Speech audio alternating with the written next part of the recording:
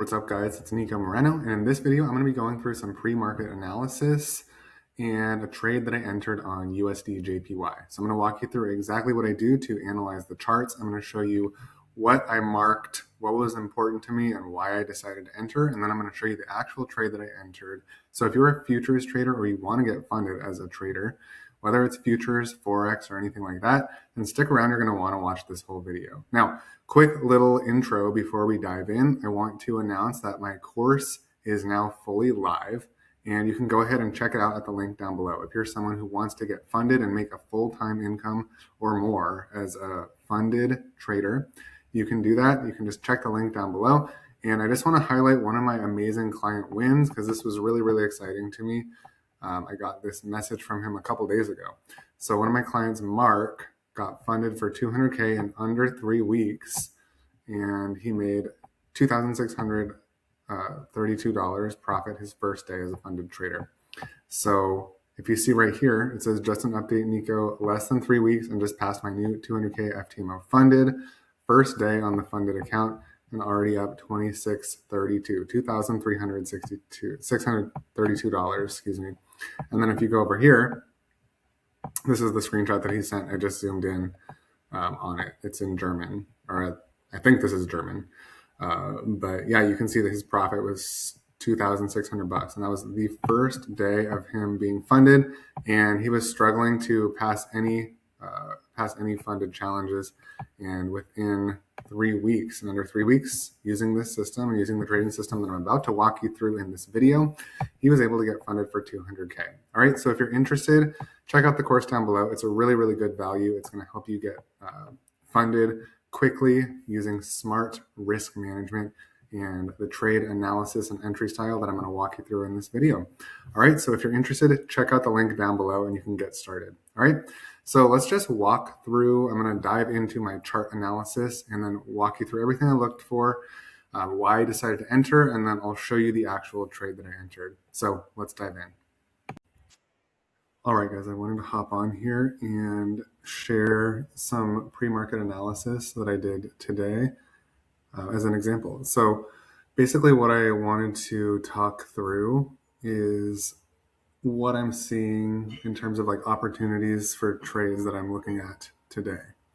So I marked all my levels and marked prominent trend lines that I see, and I'm going to talk through them right now. And also I'm going to talk through like what I'm not interested in and why. All right, because it's, when you're first starting out, it may be hard to tell if you are or aren't interested in a certain asset that day. So that's why I'm just going to literally brainstorm, or like kind of freestyle brainstorm and just talk and share what positions I'm looking at for the day, what positions I'm not, or what assets I'm maybe like not even interested in and what I'm not liking about them, so that you can just develop this sort of like spider sense and develop this intuition over time.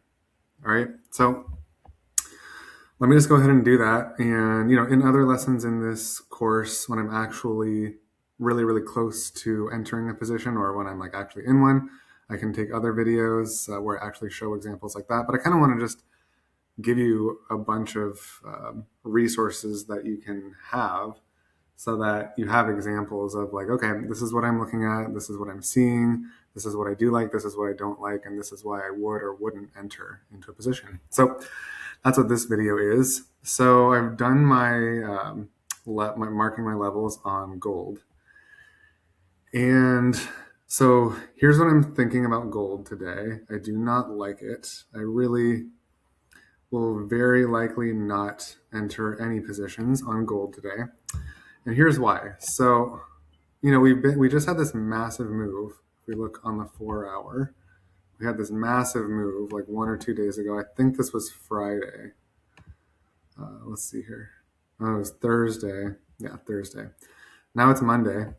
So yeah, we just recently had this big move, and you can see, honestly, we're just in a ton of chop and consolidation on the 4 hour. Even if you drop down to the 1 hour or really the 15-minute, I mean, it just looks terrible. Like we have really no clear trend. I mean, my indicators are, highlighting it as red. So, and if you, again, I don't really use the indicators, but like if you just glance, like, yeah, obviously on higher time frames, gold is bearish right now. It's kind of overall moving in a downtrend, but we're just in so much chop right now. Like, I mean, look, this is all the way back to Thursday. And again, it is Monday today. So Thursday, Friday, and Monday. We've been bouncing between just these levels right here, like $80 on gold. And then really most of it has been in a $30 range in gold, which is very, very tight, right? We got 45.67, 45.30. So $35 on gold. That's a super tight range. So two reasons why I'm not interested is like, one, they're just really, I mean, we could use the range breakout, or excuse me, we could just use the range limit order method. Could definitely do that. But I usually like to do that when there's at least been some movement like that day, right? Just for several days in a row, we've really had a ton of chop and we've just been stuck in these levels. So yeah, when there's other assets that are looking better that day, I would definitely just stay out. I don't see any clear opportunities, especially even if we move down to the 5-minute or the 3-minute. 5-minute, yeah, we had this little drop here. But as of right now, like there's just it's just not giving me anything good, right? Like potentially, yeah, I haven't even marked out any trade ideas because like I'm just not really not interested in gold. So we'll see. I will probably check on it in 1 or 2 more hours just to see.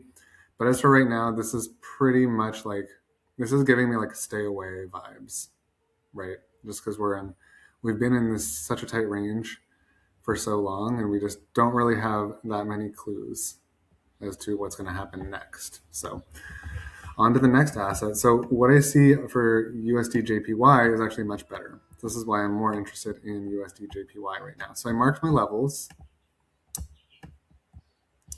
So on the 4-hour, we've got this really nice uptrend. All right, as you can see, we had a little hesitation yesterday.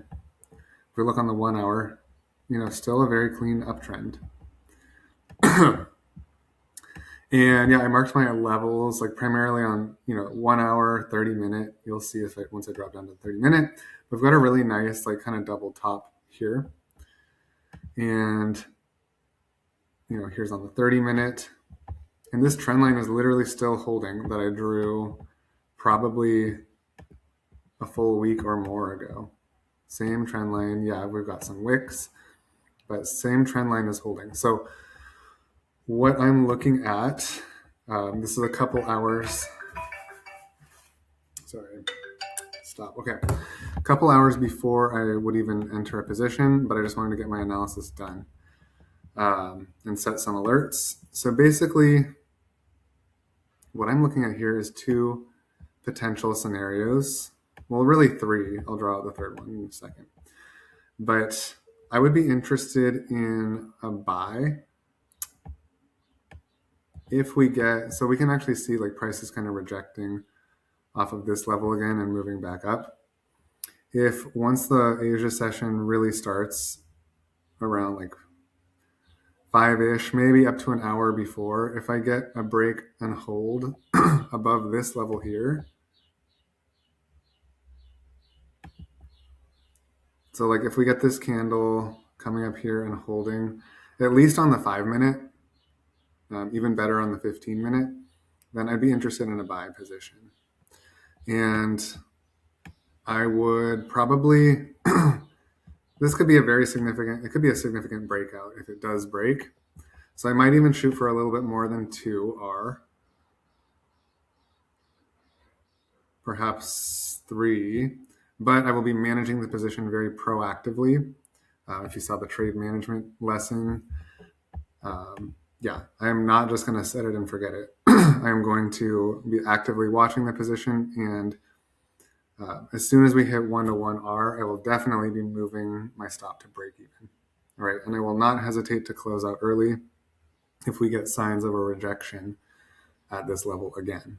If we start to tap the level and then kind of pull back, especially on like for a 1 minute chart, maybe not. But if I see that on like a 5-minute candle where we tap it and then by the end of the 5-minute candle, we've like come back either really hard. I mean, look at this. This came back really hard. Either really hard, then definitely would close it, or yeah. So I'd be looking for any signs of like weakness or signs that we're going to get a rejection here. I would just close it out early. If we get a break and it just like kind of explodes up, which can definitely happen with UJ during Asian session, then great. I will have my take profit probably around 3. I'll just have it sitting there. It could literally get hit in like a 3-minute candle. So that's one scenario that I'd be looking at. So if this creeps up like really slowly and like nothing really looks good, and then we get a really strong breakout here, then I would potentially open a position right here. All right, so that's the second scenario. And then third scenario is, this is a significant level right here. We could be kind of getting a reversal. I don't really necessarily think of it as head and shoulders, but head and shoulders pattern can be, kind of a reversal pattern here. We don't really have, I wouldn't really even say that this is a head and shoulders. It's more just double top. So this could be signifying that if we get a break right here, we might get a strong push down. So I'll just be watching for that. I'm going to set my alerts probably like right around here. So let me just do that. And then I'll probably set an alert right here. So I'll just be watching these for the next couple hours and we'll see what happens. But yeah, those are my ideas for USD JPY. And then copper, something that I've been toying with lately and looking at. We do have kind of a clean downtrend right here. And I marked all my levels. So what I would be interested in with copper is a sell opportunity. And I marked out 2 potential opportunities that I'd be interested in. So one, if we were to get a strong rejection off of this level right here, so really strong rejection and displacement back down, I'd be interested in a sell with stop loss just covering this level here. And then depends where I enter. I would want, to get a 2R. I would want my position to be 1 to 2R at least. So depending on where we entered, the take profit may be somewhere around here or it may be all the way down here just to get a 2R. So we'll see about that. And then other potential opportunity is if we were to get price move through this level, but then have a rejection or reaction around this trend line. Somewhere around the trend line. Again, it's not going to be super exact most likely with the trend line. But if we were to get that same sort of like just a hard rejection and reversal somewhere around the trend line, then same thing. I would be interested in entering for a sell position, stop loss covering whatever swing high happens right there, and then writing it down. Ideally for a 1 to 2, but then again, it depends where my entry is going to be, where that actually would be. So maybe that's a nice level to target, or maybe all the way down here. So yeah, this is what I'm looking at. So from this, I'm probably going to set an alert to be watching right around here. Oops. Okay, I don't know where my third alert is. Anyways, I would probably watch it right around there. Let's see where my third alert is. Oh, Nikkei. Yeah, I'm not doing Nikkei right now. So yeah, I'm going to go ahead and set this. And yeah, that's it. So this was kind of like my pre-market analysis for what I'm looking for and also why I'm really I honestly don't even want to look at gold the rest of the day. So why I'm just staying away from this. And this looks like a nightmare to trade. Yeah, just especially the fact that it's been this way for a whole 3 days. Really don't like how exceedingly choppy it's been. So I hope this video was helpful. And yeah, I'll see you in the next one. Okay guys, wanted to update you on the trade that I analyzed in the previous video. I'm in on USD JPY. I took a buy right around this level here. And the reason is, well, if you watch the previous video, then you'll see kind of what my main reasoning was. But I felt that around this blue candle, this push up on the 3-minute, that was a significant push up above this high right here. And that gave me confidence to enter into a buy. So my take profit is right here, where I said it was going to be in the previous video. And stop loss is right at this level right here. Once I hit, and this is actually a 3-to-1. So we'll see if this pans out. I'll show you right here on Tradeovate. This is 6J, the futures contract. And so that means I'm going to sell instead because it's just, the chart is just upside down basically. So that means I took my sell right around here and then it's fallen down a bit and we are in profit. And I moved my stop to break even. So you'll see right here, stop loss is not break even and profit target is right around here. I might move it down a little bit. Let's see. This is like borderline path. I want it to be like before the wicks. So I'm going to move it up actually. Just leave it where it was. Yeah, so again, I just wanted to update you guys kind of how I'm managing this trade, why I decided to get in right here. Again, it is because this level, let me just make this clear. It's because this level right here showed me that price was turning bullish again on lower time frames. And since we got like a decent close right here, I decided to just go ahead and enter so that I could target this, this high right here for my profit target. And I kept my SL kind of around this low right here, which also is covering the most recent low. So I feel good about that.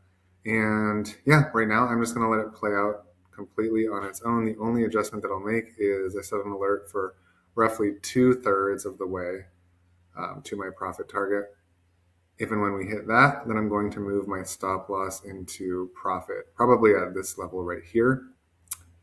And then it'll just be my take profit up here, and then the stop loss will be moved to here if we get there. All right, so we'll see how it pans out, but so far it is looking good.